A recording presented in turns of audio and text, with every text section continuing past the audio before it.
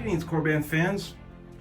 Today I'm going to show you how to work your new Jaina Solo and Jason Solo, the twins of Solo. We have what we call a Jaina Solo, which is a little bit harder to find than the Jason. Jason's been done a few times over, but these two sabers are a couple of our favorites. And extreme thanks goes to Timothy Zahn for his participation in helping us get these together. He signed some autographed plaques that go in these to really commemorate these sabers for your collection. So let me show you how they work. So this one's the Jason, and Jason's a beautiful saber. The buttons, there's a button under here and a button under here. So when you turn it on, lights up green. If you were to hold the button down, it deignites.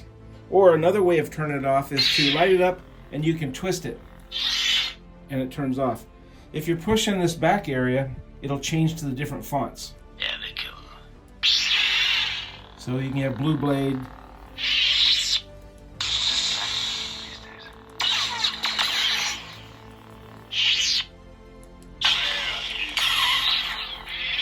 so remember, the buttons under this, the uppermost area turns it on, the backmost area changes fonts. You just have to kind of just get it working really well. Up here is the blade retention screw. The Allen key that's provided, well, when you tighten this, it locks the blade in. So when you go to swinging around, it doesn't go flying out. That's important. The Jaina Solo saber lights up purple. I know it's hard to see in this, but it's purple. It works the same way. You've got one button to turn on, one button to change the fonts.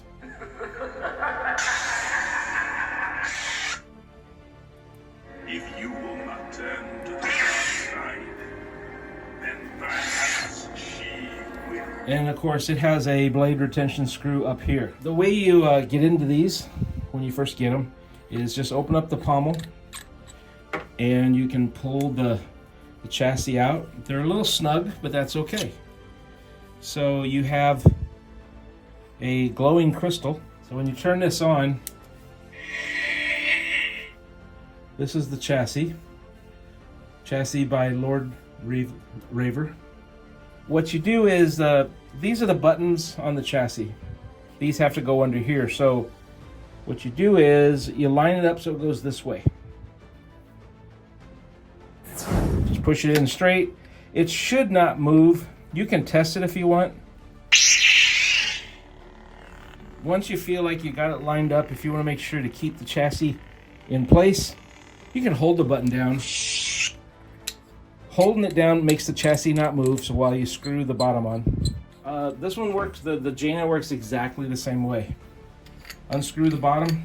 You can push from inside here, or if it's stuck, you can just go like this and just shake it and it comes out. The chassis is the same look to it.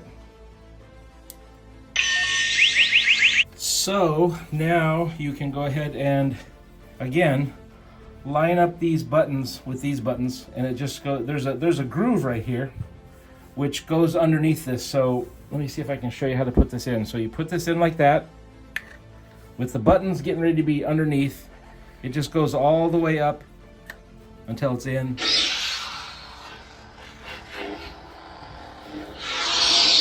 And of course, once you have it in, you can go ahead and put the pommel back on. I'm a jet.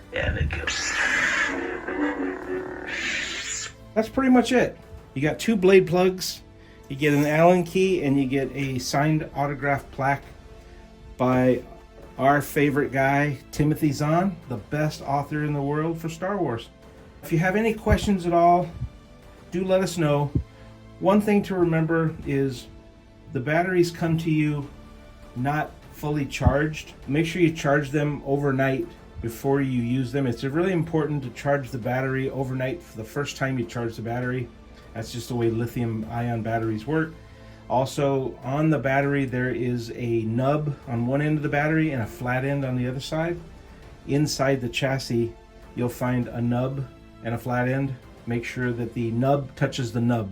because that's positive to positive and negative to negative is flat to flat.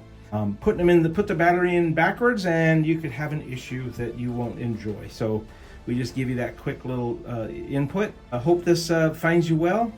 I hope you enjoy your Twins of Solo. And thanks again to Timothy Zahn.